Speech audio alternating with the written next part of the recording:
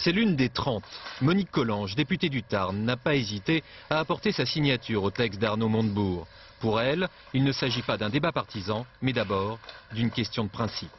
N'importe quel citoyen qui a fait une bêtise à un moment donné de sa vie, il est poursuivi et jusqu'au bout. Donc il n'y a pas de raison que quand on est élu, on passe à travers. Et en plus, quand on est quand même le représentant de la France et des Français.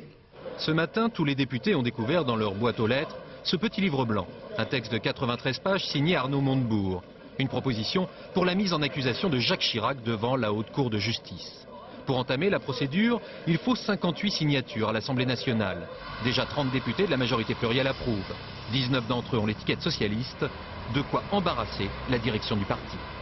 Nous considérons qu'il ne revient pas au Parti socialiste ou au groupe socialiste de mettre Jacques Chirac en accusation devant la Haute Cour. Pour une raison que tous les Français comprennent, cela paraîtrait en période de cohabitation comme une manœuvre politicienne. La proposition Montebourg intervient alors que la justice a renoncé à se prononcer sur les infractions impliquant le président. Le juge Patrick Desmures, en charge de l'enquête sur les emplois fictifs de la ville de Paris, a jeté l'éponge le premier. Dans l'autre volet judiciaire, celui des marchés des HLM de la capitale, le juge Éric Alphen s'est déclaré à son tour incompétent. Que ces démarches soient judiciaires ou politiques, aux yeux du RPR, il s'agit d'abord d'une manœuvre en vue de la présidentielle.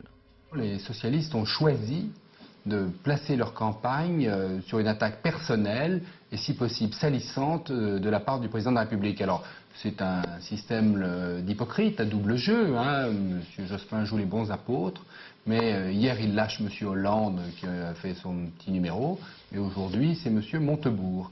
Et le député socialiste de promettre déjà une deuxième vague de signatures. Mais la complexité de la procédure, comme l'obligation d'obtenir un vote de l'Assemblée et du Sénat, font que la proposition Montebourg risque fort de rester lettre morte. Pas seulement des juges français, mais des juges européens.